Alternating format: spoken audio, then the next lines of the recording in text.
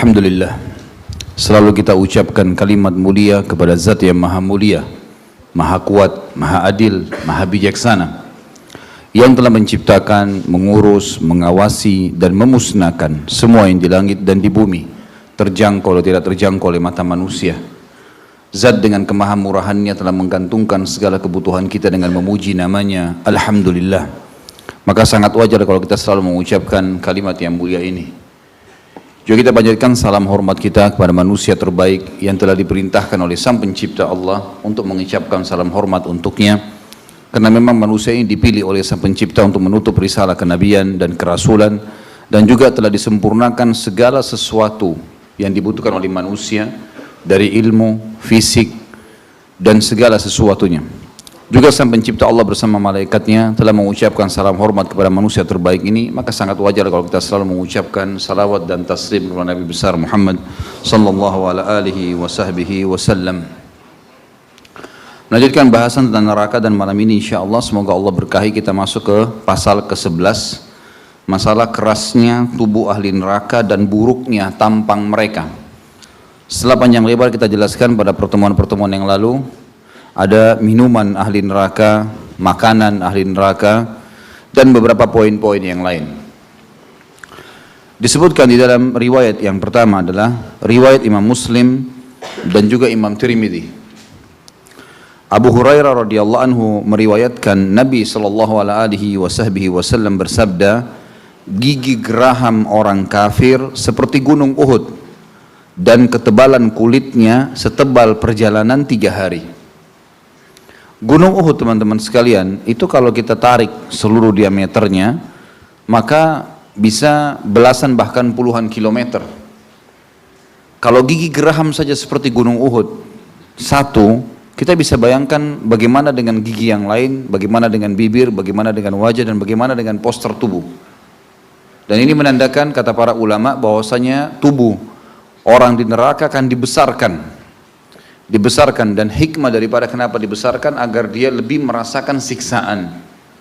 Karena kalau gajah misalnya, kalau seseorang di antara kita ingin menyakiti gajah, tentu ini tidak terjadi, tapi ini contoh saja, karena tubuhnya besar mudah kita mengayunkan kemanapun arah misalnya pedang atau alat pukul kita, maka akan terkena ke tubuhnya di mana saja karena tubuhnya besar.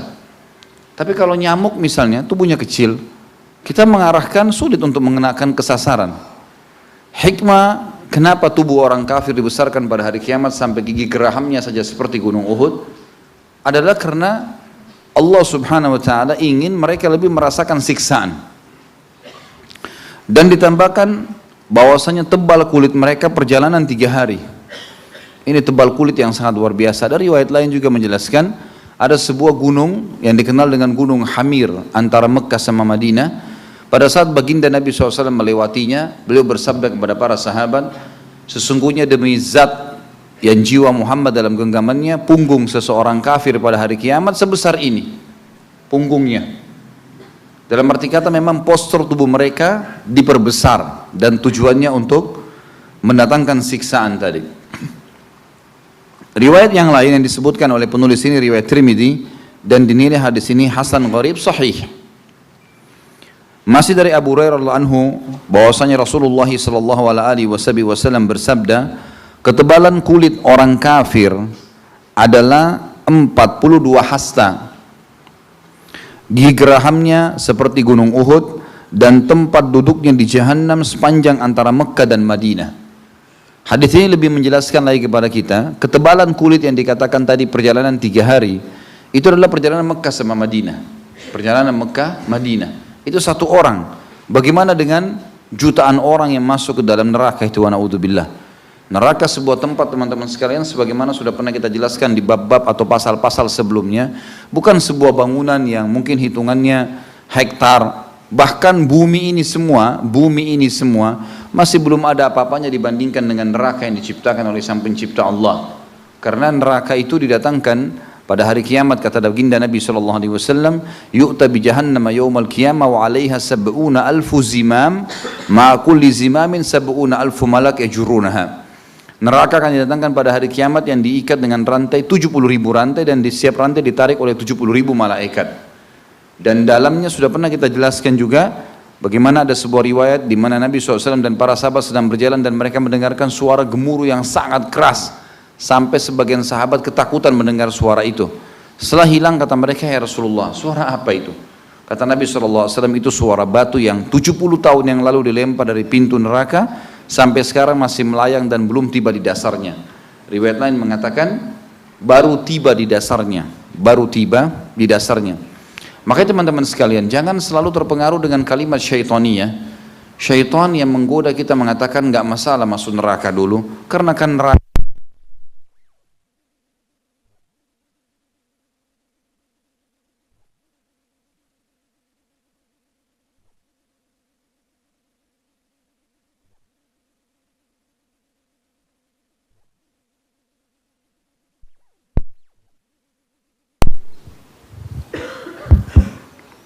Jadi jangan sampai kita mudah terpengaruh dengan kalimat syaitaniyah yang kadang-kadang diucapkan tidak masalah masuk neraka, toh juga orang beriman akan masuk ke dalam surga.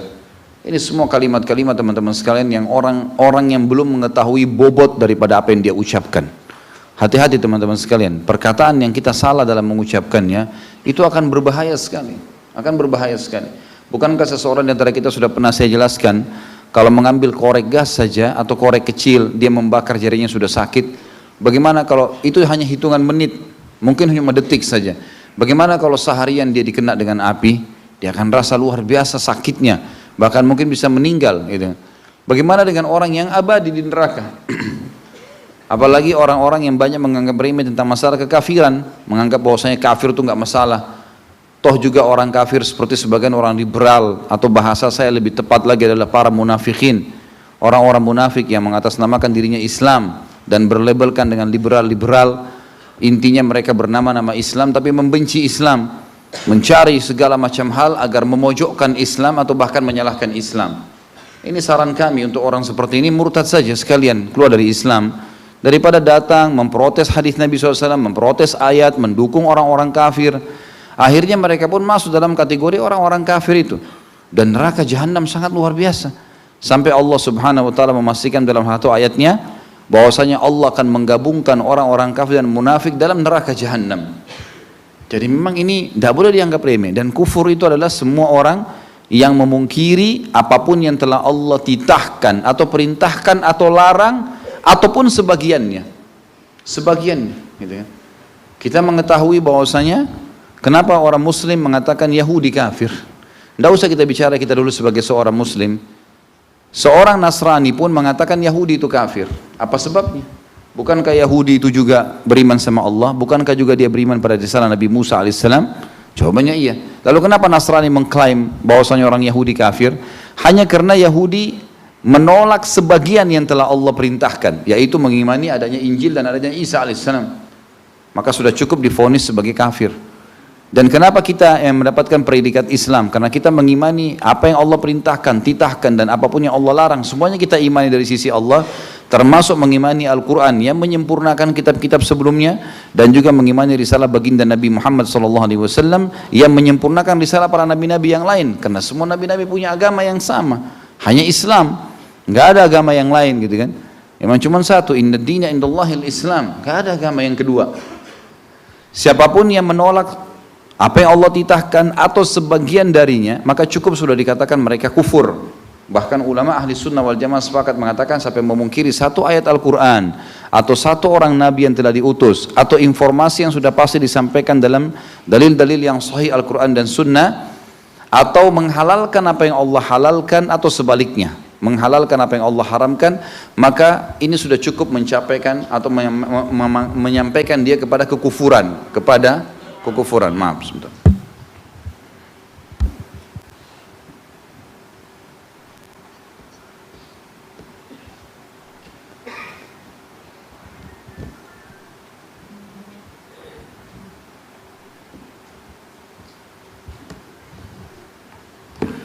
Jadi teman-teman sekalian, jangan sampai menganggap remeh tentang masalah kekufuran. Dan kita tahu ada hukum al-wala wal bara dalam Islam. Al-wala artinya kita loyalitas kepada kaum muslimin dan semua orang yang beriman kepada Allah, dan kita bara, berlepas diri dari semua orang yang kufur, dan yang kita benci adalah kekufurannya. sifat kekufuran yang ada padanya, perilaku yang salah dari seorang ahli maksiat dan bukan fisik seseorang itu. Makanya hukuman datang pada penyebabnya adalah perilaku-perilaku mereka. Dan hadis-hadis yang menjelaskan tentang masalah neraka jelas memvonis orang-orang kafir ini akan masuk ke dalam api neraka. Dan kita harus yakin teman-teman sekalian, seyakin-yakinnya sebagai seorang muslim, semua agama selain yang diajarkan atau dibawa oleh Nabi Muhammad SAW batil, salah, dan penganut selain agama yang dibawa oleh Nabi Muhammad SAW adalah kafir. Ini Allah SWT yang mengatakan, bermula daripada ahli kitab. Allah SWT berfirman, a'udzubillahi minasyaitonirrajim, innal ladzina kafaru min ahli kitabi wal musyrikina fi nari jahannam khalidina fiha. Sesungguhnya telah kafir, kata Allah, ahli kitab, Yahudi dan Nasrani, dan orang-orang musyrik yang menyekutukan Allah Subhanahu wa taala, dan mereka akan kekal dalam api neraka kalau mereka meninggal dalam keyakinan tersebut. Jadi kita enggak boleh ragu dengan kekafiran mereka. Dan harus kita yakin bahwasanya hanya agama ini saja yang benar, tanpa ada keraguan sedikit pun berhubungan dengan masalah itu. Dan ini akan membuka pintu maslahat besar. Kita akan akhirnya mendakwahi atau menjadikan mereka sebagai mad'u, orang yang mestinya didakwahi sehingga mereka menganut agama Islam ini. Juga dikatakan di dalam riwayat yang ketiga,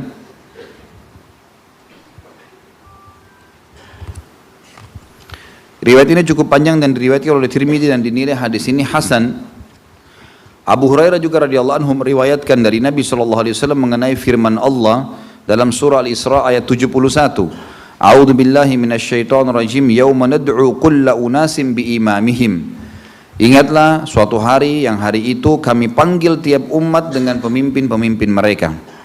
Kata Nabi SAW, yud'a ahadukum fayu'ta kitabahu biyamini wa yumaddu lahu fi jismihi sittuna dhira'a wa yubayyadu wajhu wa yuj'al ala ra'sihi tajun min nurin yatala'la fayantaliq ila ashabihi fayarawnahu min ba'idin fayaqulun Allahumma atina bihadha wa barik lana fi hadha hatta ya'tiyahum fayaqul abshiru likulli rajulin minkum mithlu hadha qala wa ammal kafiru fayusawwadu wajhuhu wa yumaddu lahu fi jismihi sittuna dhira'a ala surati Adam wa yulbasu tajan min nar fayarahu ashabuhu fayaqulun na'udzu billahi min syarri hadha Allahumma la ta'tina bihadha fayatihim fayaqulu Allahumma akhzihi fayaqul ab'adakumullah fa inna likulli rajulin minkum mithla hadha.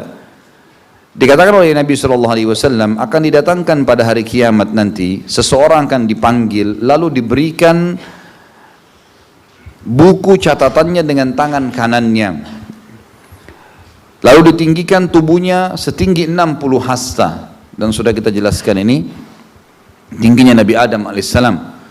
Diputihkan wajahnya, maksudnya diberikan cahaya, dan di kepalanya dipasang mahkota dari cahaya yang berkilauan. Ini setelah dia ditimbang amalnya, setelah dia dihisap oleh Allah Subhanahu wa taala. Kalau dia menerima bukunya dengan tangan kanan, Allah berikan ini semua, kelebihan tampang-tampangnya, wajahnya bercahaya dan seterusnya, postur tubuh yang besar. Lalu ia pun pergi kembali kepada sahabat-sahabatnya. Setelah dia didatang dihisap, dia kembali ke teman-temannya yang lagi nunggu dihisap. Ketika mereka para sahabat melihat, sahabat-sahabatnya melihatnya dari jauh, maka mereka mengatakan, ya Allah, berikanlah ini kepada kami, jadikan kami seperti orang ini, dan berkahilah untuk kami dalam hal ini. Maksudnya mudah-mudahan kami juga seperti ini selamanya. Hingga orang tersebut datang kepada mereka lalu mengatakan kepada mereka, bergembiralah setiap orang dari kalian seperti ini. Adapun orang kafir, dan ini saksi bahasan kita, maka wajahnya dihitamkan dan tubuhnya ditinggikan menjadi 60 hasta dalam rupa Adam, dan dipakaikan mahkota dari api. Ketika sahabat-sahabatnya melihatnya dari jauh, mereka pun mengatakan, kami berlindung kepada Allah dari keburukan ini. Ya Allah, jangan berikan kami seperti yang Engkau berikan kepada orang ini. Ketika orang tersebut mendatangi teman-temannya, maka mereka pun berkata, ya Allah, hinakan dia, maksudnya hindarkan kami dari orang ini karena buruknya tampangnya. Lalu orang itu pun berkata, semoga Allah menjauhkan kalian, tetapi ketahuilah sesungguhnya setiap orang dari kalian akan seperti ini, tidak bisa lepas. Hadis ini menjelaskan kepada kita bahwasanya orang beriman akan diberikan cahaya, dan ini akan membedakan nanti orang-orang pada hari kiamat di mahsyar akan kelihatan orang-orang beriman bercahaya, postur tubuhnya memang sama tinggi besarnya, karena 60 hasta semua seperti Adam alaihissalam, kafir atau beriman, tetapi berbeda di cahaya yang sangat terang dan ada mahkota yang terang yang mengkilat atau berkilau di atas kepalanya. Sementara orang kafir wajahnya hitam kelam. Sebagian ahli hadis mengatakan yang dimaksud dengan hitam kelam adalah wajahnya dibakar oleh Allah menjadi hitam dan apinya masih terlihat. Kemudian mahkotanya pun sangat buruk sehingga membuat pemandangan yang sangat tidak baik. Teman-temannya pun yang kafir berlindung kepada Allah dari keburukan orang ini. Dan ini memberikan pelajaran kepada kita tentang perbedaan dasar nanti orang pada hari kiamat. Dan beginilah keadaan wajah buruknya orang-orang yang kafir yang akan masuk neraka. Wa na'udzubillah. Kemudian hadis selanjutnya riwayat Imam Ahmad dengan sanad sahih dan dinyatakan juga oleh Al-Mundhiri sahih dalam kitab At-Targhib. Mujahid menceritakan Ibnu Abbas pernah bertanya, tahukah kalian bagaimana luasnya neraka Jahannam? Aku menjawab, tidak. Kata Mujahid.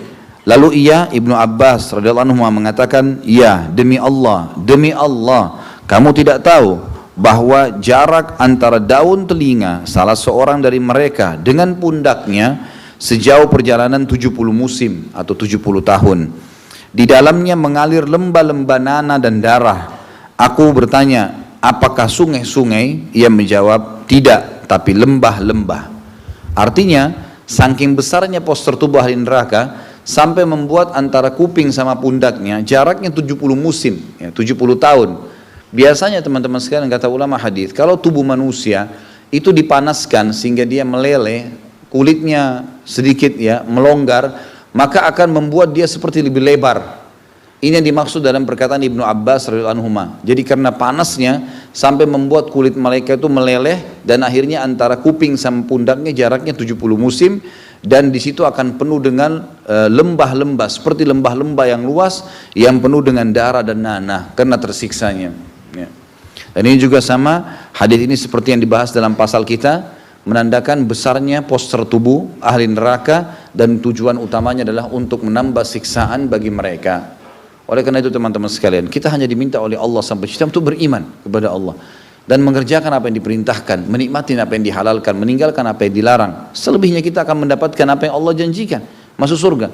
Dan rugilah orang-orang yang kafir, orang-orang munafik yang hanya mendapatkan sebentar maslahat duniawi, kemudian mereka pasti akan datang ke sini dan tidak boleh kita ragu sama sekali. Ingat, bentuk kesempurnaan iman seseorang muslim adalah pada saat dia yakin apa yang telah Allah janjikan.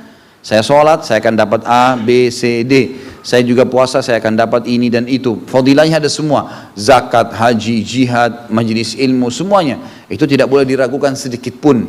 Jangan antum ragu mengatakan, benar enggak sih saya dapat pahala ini? Benar enggak nanti saya masuk surga? Benar enggak surga itu ada? Enggak boleh ada bimbang. Memang harus yakin. Innallaha la yukhliful mi'ad. Allah enggak akan pungkiri janjinya. Begitu pula kita harus yakin setiap orang kafir harus masuk neraka. Kalau dia meninggal dalam keyakinan itu pasti. Siapa yang mengatakan ini benar berarti dia membenarkan perkataan Allah subhanahu wa ta'ala, karena Allah yang mengatakan masalah itu. Dan siapa yang meragukan masalah ini berarti meragukan firman Allah subhanahu wa ta'ala. Dan tidak boleh sama sekali, meragukannya sudah tidak boleh. Harus kita meyakini dengan seyakin-yakinnya teman-teman sekalian, dan ini akan membuka pintu kita akan akhirnya bisa mudah menerima apa yang Allah perintahkan dan meninggalkan apa yang Allah larang. Kemudian dalam riwayat yang lain disebutkan juga, hadis ini diriwayatkan oleh Tirmidzi dan dinilai hadis ini hasan sahih dari Abu Sa'id Al-Khudri radhiyallahu anhu. Beliau menuturkan Nabi SAW bersabda dalam firman Allah dalam surah Al-Mu'minun ayat 100 atau 104. A'udzubillahi minasyaitonirrajim wa hum fiha kalihun. Dan mereka dalam neraka itu dalam keadaan cacat. Sifatnya penghuni neraka cacat. Ya, kita sudah tahu kalau ada cuma sekedar orang tercoret sedikit itu belum dikatakan cacat, tapi cacat itu kalau matanya rusak, sesuatu yang memang kita lihat sudah fatal dan dalam pandangan seseorang itu tidak akan sembuh, itu dikatakan cacat, gitu kan? Maka ada firman Allah mengatakan Mu'minun 104, penghuni neraka akan cacat. Apa maksudnya?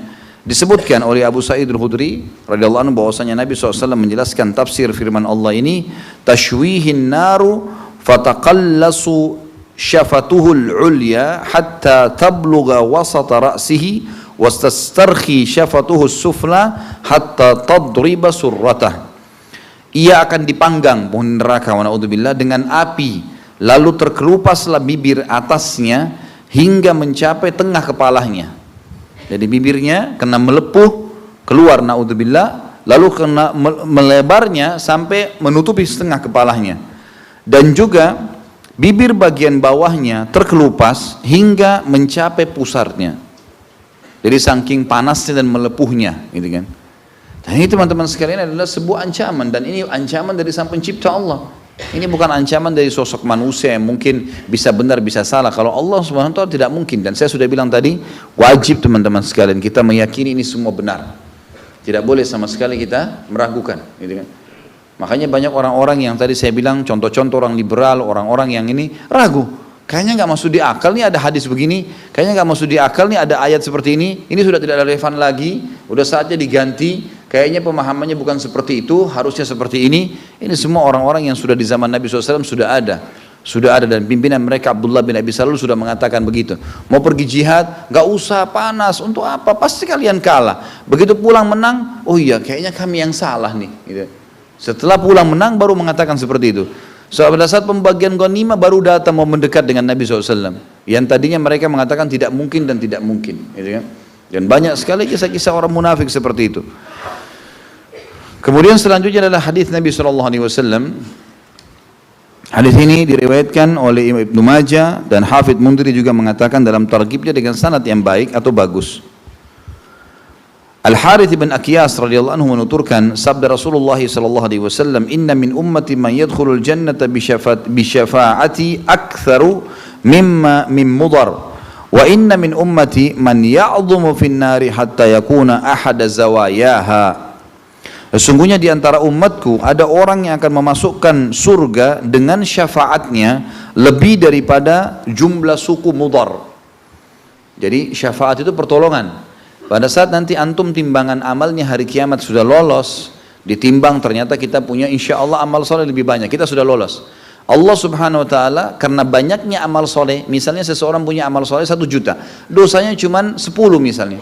Dia punya 990 ya, sekian ya, 999 atau ya, itu kurang lebih contoh saja, itu pahala.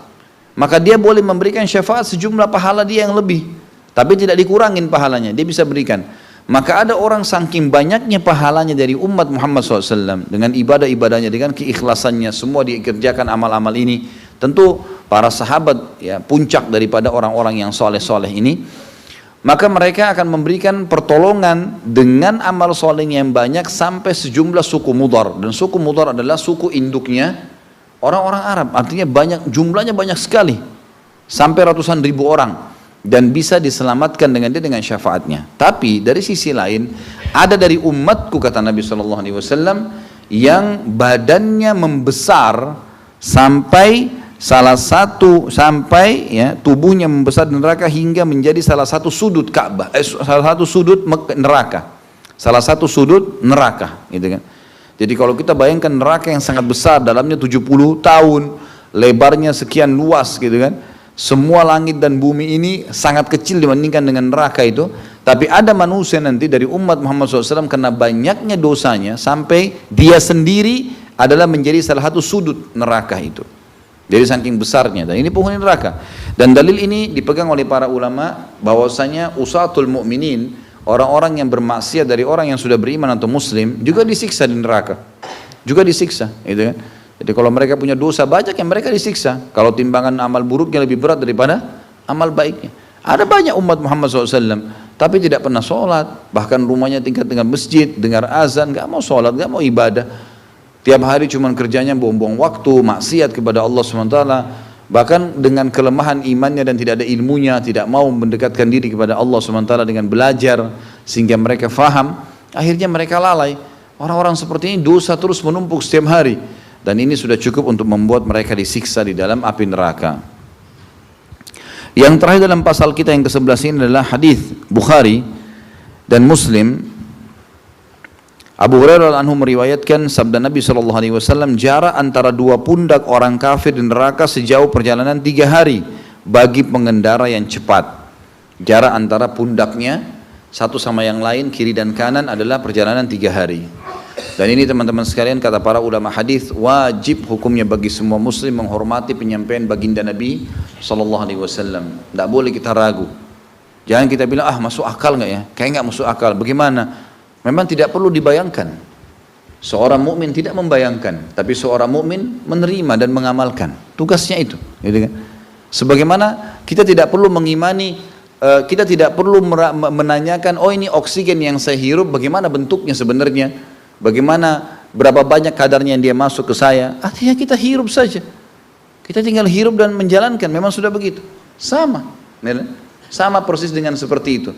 Semuanya orang beriman akan menerima apa yang disampaikan Allah dan Rasulnya sebagaimana fenomena alam ini jelas di depan matanya. Karena memang Allah SWT telah menyebutkan kalau dia penciptanya dan dia turunkan kitab untuk menjadi peringatan bagi kita semuanya. Allahu a'lam. Selanjutnya pasal ke-12, ahli neraka yang paling ringan azabnya. Hadis pertama, hadis Bukhari Muslim, An-Nu'man bin Bashir radhiyallahu anhu mengatakan, aku mendengarkan Rasulullah sallallahu alaihi wasallam bersabda, "Inna ahwana ahli an-nari 'adzaban yaumal qiyamah, la rajulun tuda'u fi akhmasi qadamaihi jamratun yagli minha dimaguh." Penghuni neraka yang paling ringan azabnya pada hari kiamat adalah seseorang yang pada tengah telapak kakinya diletakkan sebuah bara yang mendidihkan otaknya. Ini azab yang paling sederhana. Di tengah-tengah telapak kakinya ditaruh bara, otaknya bisa mendidih saking panasnya. Tentu kalau secara rasional manusia susah kita bayangkan, memang saya sudah bilang tadi, kita nggak mungkin bayangkan, tapi tugas kita mengimani. Tidak mungkin Nabi SAW salah, wahyu menyampaikan masalah kita. Tidak ada yang mustahil di mata Allah Subhanahu Wa Taala. Kalau kita mau bahas masalah kemustahilan teman-teman sekalian, banyak yang mustahil kalau di mata manusia. Mustahil kayaknya bisa ikan hidup di lautan asin, dia buka mulutnya masuk asin. Kalau manusia sudah susah dia menelan asin itu. Tapi kenapa ikan-ikan semua bisa hidup? Mustahil sebenarnya. Tapi terjadi. Burung bisa mengepakkan sayapnya, sayap biasa. Lalu kemudian dia bisa terbang. Sesuatu yang mustahil di mata manusia. Tapi terjadi itu. Kalau kita pakai sayap seperti itu tidak bisa terbang. Gitu kan? Ada sesuatu depan mata kita, fakta memang begitu. Gitu kan? Jadi memang jelas banyak sekali hal-hal yang terjadi walaupun itu mustahil di mata manusia. Tapi tidak ada yang mustahil di mata Allah Subhanahu Wa Taala. Allah menyampaikan kepada kita. Makanya wahyu di atas akal manusia. Wahyu itu di atas kapasitas dan kemampuan manusia. Orang yang mengimaninya, maka dia akan terpandu bisa memahaminya. Tapi orang yang memungkirinya maka tidak akan bisa masuk akal. Ya, tidak akan masuk akal manusia. Susah kalau kita mau tarik kepada akal kita. Sebagaimana kayaknya sulit sekali kita menerima. Kenapa kita tidak bisa menerima? Kenapa kita tidak lahir dari ibu yang ini? Kenapa saya harus lahir dari ibu yang itu? Kenapa harus ayah saya si fulan? Kenapa harus kulit saya gelap atau putih? Kenapa harus mata saya kecil? Kenapa harus mata saya besar? Gak bisa kita pungkiri. Sudah ada itu. Dan harus kita terima. Orang beriman sudah selesai. Oh ya sudah, ini penciptaan Allah, sudah saya diberikan begini, selesai. Sederhana. Dan sebenarnya beriman adalah jalan pintas untuk mendapatkan jawaban atas segala sesuatunya. Dan orang memungkiri itu akan kesulitan sendiri karena dia tidak akan menemukan jawaban. Dia akan setiap kali apapun yang dia hadapi semua diikuti dengan protes, ya. Protesnya itu kesulitan. Dia protes, dia tidak akan dapat apa-apa. Kata Umar radhiyallahu anhu, kalau terjadi sesuatu padamu dan kau menerimanya sebagai takdir yang telah Allah tentukan, lalu kamu jalani dengan mengharapkan pahala, kau akan keluar dari masalahmu walaupun harus melaluinya, dan kamu akan dapatkan apa yang dijanjikan. Kalau kau memungkiri takdir itu, tetap kau harus melaluinya, tapi kau akan kesulitan melaluinya, dan juga kau tidak akan mendapatkan apa-apa. Padahal tujuannya cobaan untuk meninggikan derajat, menambahkan pahala. Seperti itulah. Sampai nggak pesannya nih? Hah? Benar? Hah? Senyap begitu, nggak ada suara, nggak ada apa. Bayangin masuk neraka tadi? Alhamdulillah, bagus kalau gitu. Baik. Selanjutnya dikatakan hadis yang kedua dalam pasal kita ke-12, ahli neraka yang paling ringan azabnya adalah hadis yang diriwayatkan oleh Imam Muslim. Tentu di footnote buku kita ini ada semua nomor-nomornya, ya. Abu Sa'id Al-Khudri radhiyallahu anhu menuturkan atau meriwayatkan sabda Rasulullah sallallahu alaihi wasallam, "Inna adna ahli nari azaban yanta'ilu bina'laini min nari yagli dimaguhu min hararati na'laihi. Ahli neraka yang paling rendah siksanya adalah yang dipakaikan sepasang sendal dari api yang membuat otaknya mendidih karena panasnya kedua sandal itu. Kemudian hadis yang selanjutnya, hadis Muslim juga serupa, dan ini semuanya hadis yang memang satu bab di Sahih Muslim ya. Nu'man bin Bashir radhiyallahu anhu menuturkan, ahli neraka yang paling ringan azabnya adalah yang mendapatkan sepasang sendal dan 2 tali sandal terbuat dari api yang membuat otaknya mendidih sebagaimana periuk mendidih. Ia tidak melihat bahwa ada seorang pun yang lebih keras siksa darinya, padahal sesungguhnya ia orang yang paling ringan azabnya. Orang itu nanti naudzubillah yang paling ringan tadi diberikan sendal dari api neraka, lalu dia pakai, mau nggak bisa menghindar, melengket di kakinya, lalu membuat otaknya mendidih. Dia menganggap dia orang yang paling berat siksaannya, padahal dia adalah orang yang paling ringan. Kemudian hadis yang selanjutnya riwayat Imam Muslim, dan ini menekankan serta membantah pemahaman Syiah yang mengatakan Abu Talib tidak meninggal dalam keadaan kafir, paman Nabi SAW, walaupun dia berusaha untuk menolong Nabi SAW dalam dakwanya, tapi dia menolong karena ponakan. Makanya pada saat dia mau meninggal, Nabi SAW mendatangi dan mengatakan, hai pamanku, ucapkan la ilaha illallah, aku akan bantu kamu di depan Allah pada hari kiamat, syahadat, ya kan? Karena dia sudah tahu Nabi SAW sebagai Nabi, ikrarkan itu syahadat. Maka Abu Jahal datang di atas kepalanya sambil mengatakan, hai Abu Talib, kalau kau ucapkan kalimat yang Muhammad suruh, maka kami akan menceritakan keburukanmu selamanya, gitu kan? Maka dia pun mengatakan, saya tetap meninggal dalam mengikuti kaum saya. Maka mereka dalam keadaan kafir. Nabi SAW sedih. Turun firman Allah Subhanahu wa taala, a'udzubillahi minasyaitonirrajim, innaka la tahdi man ahbabta walakin Allah yahdi man yasha.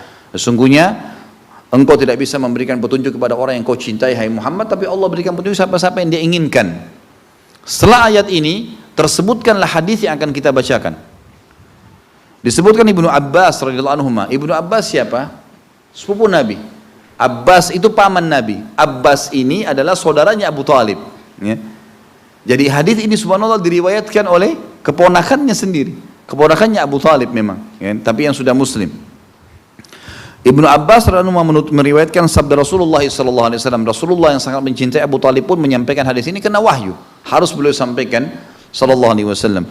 Beliau mengatakan, ahwanu ahlin nari adzaban Abu Talibin wa huwa munta'ilun bina'laini yagli minhuma dimagu. Ahli neraka yang paling ringan azabnya adalah Abu Talib. Ia dipakaikan sepasang sandal yang membuat otaknya mendidih. Hadis ini diriwayatkan oleh Imam Muslim, hadis sahih. Jadi hadis ini memberikan gambaran kepada kita bahwasanya orang kafir akan disiksa. Ini orang yang paling ringan siksanya hari kiamat. Dan sebagian ulama mengatakan semua hadis dalam bab ini tadi, dalam pasal ini menunjukkan kepada Abu Talib. Menunjuk kepada Abu Talib. Jadi memang dia orang yang paling ringan siksaannya di neraka karena dia membantu Nabi SAW dalam dakwah. Tapi yang paling ringan pun seperti ini. Diberikan sendal dan kekal selamanya yang membuat otaknya mendidih, rusak semua, kemudian diutuhkan kembali seperti itu. Dan tidak ada kematian di neraka, wa na'udzubillah. Dia kalau rusak pun dia tidak mati, dia rasakan semua sakitnya itu, kemudian diutuhkan kembali, disiksa kembali, begitu terus abadi. Dan apa masalahnya? Hanya karena kekafiran. Dan ruginya apa kalau beriman? Nggak ada rugi sama sekali. Orang beriman juga makan, orang beriman juga minum, orang beriman juga berkendaraan, orang beriman juga menikah. Semua yang orang kafir rasakan, orang mukmin juga rasakan, gitu kan? Dan yang dimaksud dengan hadis bahwasanya dunia ini adalah penjaranya orang mukmin dan surganya orang kafir. Yang dimaksud di sini bukan berarti kita dipenjara di dunia, bukan itu maksudnya. Artinya orang penjara itu kan tidak terlalu leluasa melakukan perbuatan karena ada halal ada haram. Hanya itu yang dimaksud. Artinya ada batasan, ada panduan. Sementara orang kafir mereka berfoya-foya, berbuat semaunya, tidak mau kenal mana halal mana haram, hanya itu saja. Tapi orang mukmin menikmatinya. Orang mukmin menikmatinya. Dan keliru teman-teman kalau antum berpikir atau ada seseorang dan kita berpikir orang kafir itu tidak susah hidupnya. Saya bertemu dengan banyak orang-orang kafir dan pada saat mereka bercerita, saya temukan mereka punya masalah banyak. Gitu. Banyak masalah yang mereka hadapi. Saya pernah naik mobil, naik taksi di Singapura muter, orang non-muslim yang jadi supirnya. Sepanjang jalan setengah jam mutar itu, sepanjang jalan dia cerita sama saya semuanya keluhan. Anak saya sakit, hidup saya susah, bagaimana kalian di Indonesia? Dia cerita semua masalah dia. ribut dengan istrinya lah, anaknya beberapa orang sakit, ada yang susahin dia, ada yang pukul dia, segala macam masalah dihadapi. Jadi keliru kalau orang menganggap orang kafir itu berarti tidak ada cobaannya. Enggak, mereka juga dicoba, mereka juga susah, gitu kan. Ada seseorang jemaah umrah, saya pulang umrah, rahimahullah, sudah meninggal beberapa waktu lalu, beliau dari Lombok, kemudian saya dapat berita kalau sudah meninggal. Dia pernah datang waktu pulang dari umrah, datang ke Jakarta ketemu sama saya, kemudian dia ditemani oleh salah satu temannya, orang non muslim. Tempat dia mengambil aksesoris HP yang dia jual pada saat itu di Lombok. Ngobrol-ngobrol dari sama saya, Ustaz saya mau konsultasi, dia tanya beberapa hukum lalu saya jelaskan. Rupanya si non muslim ini dengar keterangan-keterangan yang saya jelaskan, masalah bagaimana menata rumah tangga, masalah hukum halal haram, transaksi jual beli, bagaimana lepas dari riba, segala macam hal banyak ditanya. Rupanya seorang non muslim ini berpikir dia pada saat saya jelaskan hukum. Tahu dia bilang, Ustaz yang disampaikan semua itu dalam Islam. Saya bilang iya. Orang non muslim yang tanya, ini hukum agama kami. Boleh saya bertanya Ustaz? Boleh. Saya juga punya masalah berat dalam rumah tangga saya nih. Loh ya. Konsultasi dia, istri saya begini, suka marah-marah, suka ngambil duit diam-diam, apalah segala macam ditanya sama dia. Sebelum saya jawab, saya bilang, dalam hati saya sendiri, ini orang kafir susah juga hidupnya.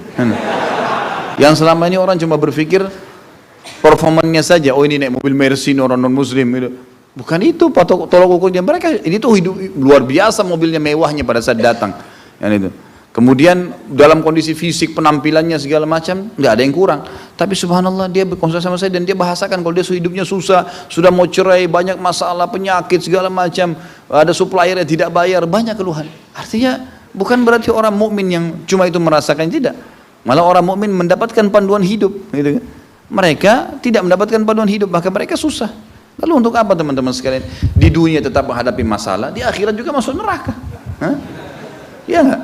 Sekarang lebih baik jadi orang beriman. Toh juga cobaan datang tapi kita diberikan solusi. Sabar, jalan keluar, ada pahalanya, pembersihan dosa, mati masuk surga. Kan enak gitu. Jadi orang beriman itu aman gitu kan. Lalu untuk apa berbangga-bangga atau mengatakan enak orang kafir? Dan kadang-kadang kita tidak adil mempertemukan antara orang kafir yang punya kelebihan finansial dengan orang kafir yang tidak, atau orang mukmin yang tidak memiliki finansial. Tidak adil. Pertemukan coba dengan orang mukmin yang punya finansial. Kita baru tahu bagaimana berkahnya hidupnya orang-orang beriman, gitu kan? Karena kita sama-sama punya waktu 24 jam, kita sama-sama punya potensi, kita bisa mendapatkan apa saja sebenarnya didapatkan oleh manusia yang lainnya. Jadi menjadi orang beriman adalah kata kunci kebahagiaan.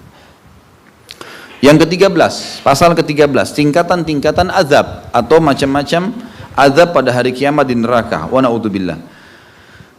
Dalil pertama surah Sad ayat 61. A'udzubillahi minasyaitonir rajim. Qalu rabbana ma qaddama lana man qaddama lana hadza fazidhu adzaban dhi'fan finnar. Mereka berkata lagi para penghuni neraka, wahai Rabb kami, wahai pencipta kami, memanggil Allah dari neraka, barang siapa yang menjerumuskan kami ke dalam azab ini, maka tambahkan azab kepadanya dengan berlipat ganda di dalam neraka. Jadi penghuni neraka sendiri berdoa kepada Allah di neraka agar yang mengajak mereka berzina, mengajak mereka kufur, mengajak mereka pada kemaksiatan agar dilipat gandakan hukumannya. Artinya pada hari kiamat ada orang yang lebih keras lagi siksaannya dari orang-orang yang lain. Hadis yang menjelaskan masalah itu adalah hadis yang diriwayatkan Imam Muslim. Samurah bin Jundub radhiyallahu anhu meriwayatkan sabda Nabi sallallahu alaihi wasallam, "Minhum man ta'khudhuhu an-naru ila ka'bai, wa minhum man ta'khudhuhu an-naru ila rukbatai, wa minhum man ta'khudhuhu an-naru ila ila huzzatihi, wa minhum man ta'khudhuhu ila 'unuqihi, wa minhum man ta'khudhuhu an-naru ila tarquwatihi." Di antara mereka di neraka nanti ada yang direngut api hingga kedua mata kakinya semuanya terbakar. Ada yang direngut api hingga lututnya semuanya terbakar. Ada yang direngut api hingga pusarnya semuanya terbakar. Ada yang direngut api hingga lehernya semuanya terbakar. Dan ada pula yang direngut api hingga kerongkongannya dan semuanya terbakar. Tanpa merasakan kematian ya. Karena nggak ada mati lagi, mati cuma satu kali. Sebagaimana Allah sebutkan dalam ayat lain, a'udzubillahi minasyaitonir rajim, la yadzuqunal mauta illa mautatal ula. Mereka tidak akan merasakan mati kecuali mati yang satu kali saja. Bayangkan teman-teman sekalian kalau orang disiksa dan tidak mati. Terpotong-potong, luka, terkelupas, terlepas bagian anggota tubuh tapi tidak mati. Wa na'udzubillah. Dan ini kenapa semua? Hanya kena zina, hanya kena riba, hanya kena dusta yang kita bisa ganti dengan hal yang gantinya. Bisa nikah, ya, bisa transaksi jual beli, bisa jujur, bisa kita ganti. Dan subhanallah, sudah saya katakan, semua kemaksiatan dibenci oleh Allah, dijanjikan atau diancamkan hukuman, dibenci oleh manusia. Buruk. Orang yang suka bohong, orang yang suka berbuat zalim, mengambil haknya, tidak ada yang suka. Lalu untuk apa menjadi orang-orang seperti ini, teman-teman sekalian? Jadi orang baik sekalian, gitu kan? Orang baik disuka sama Allah, dijanjikan pahala besar, disuka oleh manusia. Gak ada orang yang benci orang yang jujur, orang yang amanah, tanggung jawab, kecuali memang dasarnya orang-orang yang punya hal-hal yang buruk, akan dibuka, dipermalukan dia sehingga akhirnya dia takut, maka dia membenci orang-orang yang jujur ini. Hanya sebatas itu, tapi umumnya manusia menyukai. Dan orang-orang yang soleh, teman-teman, disukai oleh seluruh makhluknya Allah. Seluruh makhluknya Allah menyukainya. Sebagaimana dalam bab Karamatil Aulia, insya Allah nanti akan kita bahas itu di bab Minhajul Muslim kita, bagaimana para sahabat yang menemukan mereka ada yang diberikan salam oleh malaikat, ada yang mendengarkan tasbihnya makanan, banyak hal yang mereka dapatkan ya justru karena kedekatannya kepada Sang Pencipta Allah Subhanahu wa taala.